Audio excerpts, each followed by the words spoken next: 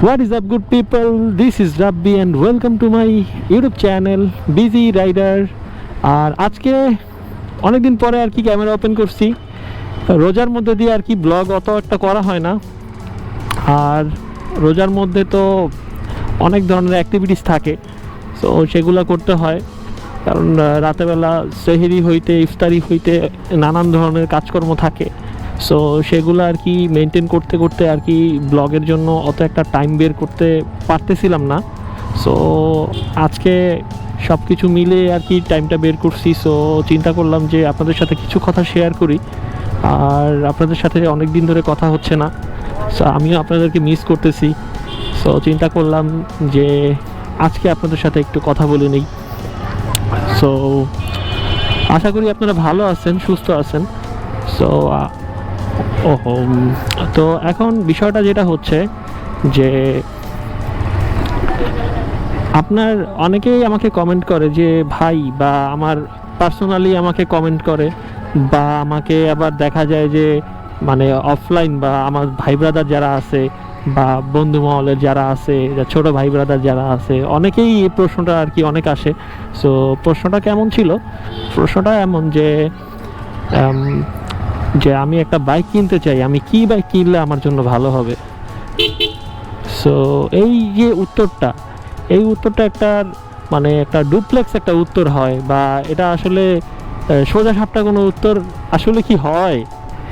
আর so যেহেতু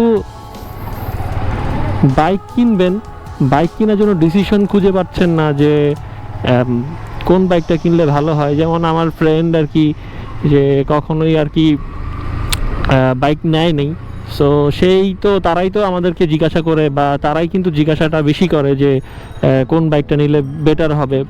so সেই কথাটাই আর কি বলতেছিলাম যে কোন বাইকটা নিলে ভালো হয়।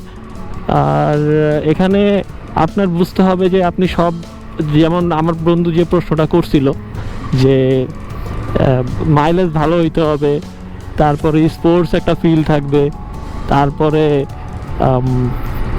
কমফোর্ট লাগবে, তারপরে আবার যেন ঘাড় পিঠ মিট এগুলো যেন ব্যথা না করে। সো সব কিছু সে একটার মধ্যে চায়। সো আমি প্রথম কতক্ষণ কথাটা শুনছি, শোনার পরে পরে আমি শুই না, ওর কথাটা শুই না, পরে হাসলাম অনেকক্ষণ যে বললোটা কি কি বললো এটা, মানে একই সাথে এত কিছু।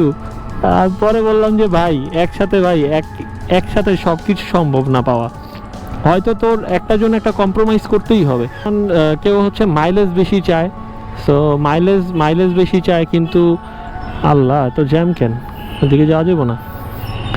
সো মাইলেজ চায়, আবার কমফোর্ট চাচ্ছে, আবার সিটি রাইডও করতে চাচ্ছে। সো এইসব বিষয় যদি চায় তাহলে হচ্ছে কমিউটার বাইক তার জন্য বেস্ট হবে। সো আরেকটা জিনিস সেটা হচ্ছে সে আবার একটু লুকস চায়, এবং টাকা পয়সার সমস্যা নাই।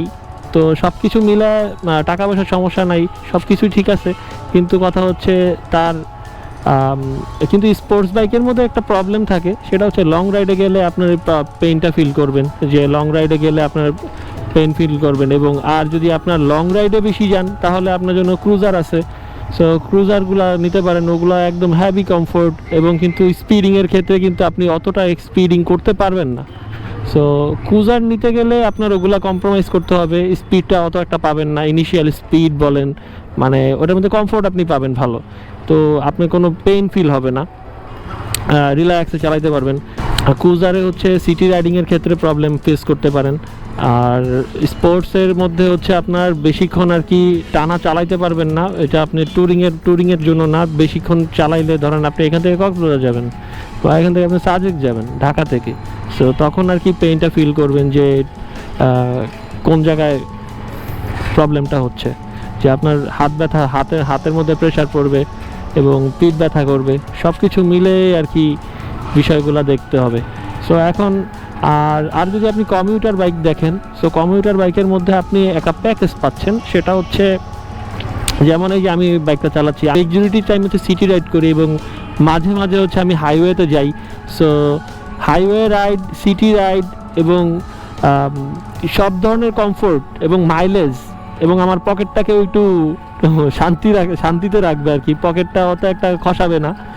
স্পোর্টস বাইক যদি আমি চালাই তাহলে কিন্তু আমার পকেটটা ওই অতভাবে মানে ওটার তুলনায় কিন্তু কম হবে, অনেকটাই কম হবে, মাইলেজও কম পাচ্ছে। স্পোর্টস বাইকের মধ্যে কিন্তু মাইলেজও কম পাওয়া যায়। আর আর কমিউটার বাইকের মধ্যে, যেমন কমিউটার সেগমেন্টগুলোর মধ্যে কিন্তু একটু মাইলেজ ভালো পাওয়া যায়, সেটার মধ্যে আপনি 40 থেকে 50 পার লিটার মাইলেজ পাইতে পারেন। সো এদিকে আপনার পকেটটা বেঁচে যাবে। আর আপনি যদি স্পোর্টস বাইক চালাইতে চান তাহলে আবার স্পোর্টস বাইকের মধ্যে আপনি 28 থেকে 30 বা 35 এমন পাবেন। সো এদিকে আর কি আপনার পকেটে বেশি টাকা পয়সা খরচ হবে। সো এখন প্রশ্নটা হইল যে আমার ফ্রেন্ড বলতেছিল যে তার মাইলেজও দরকার, তার কমফোর্টও দরকার, সে মাঝে মাঝে আমার মতো ট্যুরও দিতে চায়, কিন্তু এখন তার জন্য কোনটা বেস্ট হবে। তো আমি ওকে সাজেস্ট করছি হচ্ছে কমিউটার বাইক, এবং 150 সিসির একটা কমিউটার বাইক সাজেস্ট করছি। সো সেই বাইকটা নিয়ে আর কি শেষ মানে যাত্রাটা শুরু করুক।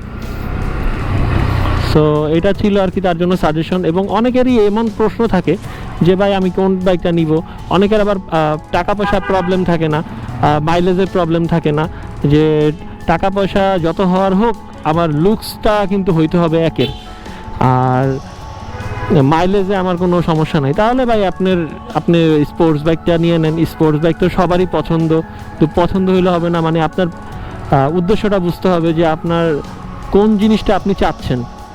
আপনি যদি চান যে আপনার প্রয়োজন অনুযায়ী হচ্ছে আপনি বাইকটা নেবেন, সো আপনার প্রয়োজন যদি হয় যে সিটি রাইড করবেন, অফিসে যাবেন আসবেন, এবং মাঝে মাঝে ট্যুরে ফ্রেন্ডদের বা কলিগদের সাথে ট্যুরে যাবেন, তাহলে আপনার জন্য কমিউটার বাইক।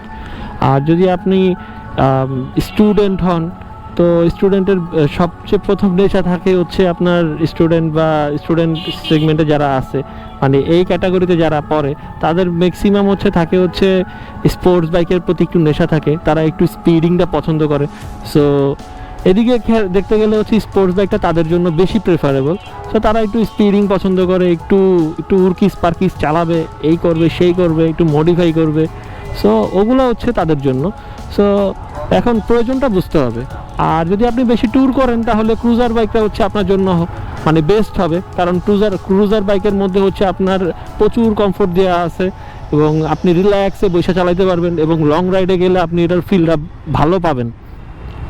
আর ঢাকা শহরে এই ভাঙাচোরা রাস্তার মধ্যে এবং জ্যামের মধ্যে বসে যদি ক্রুজার বাইক নিয়ে বের হন, তাহলে ভাই আপনার প্যারা খাইতে হবে ভাই।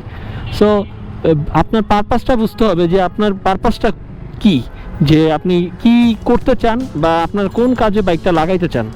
সো এই বিষয়টা আর কি খেয়াল রাখতে হবে যে কোন বিষয়ে আপনার বাইকটা নিচ্ছেন। সো আশা করি আমার প্রশ্নর উত্তরটা পেয়েছেন, অনেকেই পেয়েছেন যারা প্রশ্ন করছেন। আর আমার বন্ধু, তুমি তো আমার ভিডিওটা দেখলে তুমিও অ্যান্সারটা পাওয়া যাবা, আর তোমারও তো এমনিও বলছি, আর তুমি ভিডিওটা দেখবা আমি জানি। আর আপনাদের কোন বাইকটা পছন্দ, আর আপনারা কে কোন বাইক চালান, আর আমার ভিডিওগুলো কোথা থেকে দেখতেছেন, সো সেটার কমেন্টে আপনি জানাতে পারেন, এবং আপনার বাইকের মডেলটা বলতে পারেন, তাহলে বুঝতে পারবো যে আমাকে কী ধরনের বা আমার সাবস্ক্রাইবাররা আর কি ধরনের বাইক চালায়। সো দেখেও ভালো লাগবে, এবং আপনাদের কমেন্টে যদি আপনাদের কোনো কিছু জানার থাকে তাহলে কমেন্টে অবশ্যই আমাকে জানাতে পারেন। আর এখানে প্রচুর সেকেন্ড হ্যান্ড বাইকের শোরুম আছে এই 60 ফিটের মধ্যে, মানে বাইকের শোরুমের অভাব নাই। সো এখানে থেকে বাইক নেওয়া যায়, কিন্তু আপনাদের আরেকটা জিনিস আমি অ্যাভয়েড করে দিই, সেটা হচ্ছে সেকেন্ড হ্যান্ড বাইক কেনার ক্ষেত্রে ভাই বিশ্বস্ত একটা জায়গা থেকে একটু বাইক কেনার ট্রাই করবেন, কারণ বিশ্বস্ত জায়গা থেকে যদি আপনি বাইক না কিনতে পারেন তাহলে কিন্তু ভাই ওই যে এমন হবে না যে মানে না পারবেন গিলতে, না পারবেন ফেলতে, মানে বিষয়টা এমন হয়ে যাবে। কারণ অনেকটা টাকা দিয়ে আপনি এই বাইকটা নিতেছেন, একটা বাইক নিতেছেন, আপনার স্বপ্ন কিনে নিয়ে যাচ্ছেন। সো স্বপ্ন যেহেতু আপনি নিতেছেন, তো ওইভাবেই আর কি স্বপ্ন পূরণ করতে যেয়ে আবার পাগল হয়ে যায়েন না। সো এদিকটা আর কি খেয়াল রাখবেন যে জীবনে কিছু কিছু সিদ্ধান্ত আছে যে বাইক কেনার সময় বেশি পাগল হয়ে বাইক কিনলে কিন্তু পুরো ছাগল হয়ে যায়।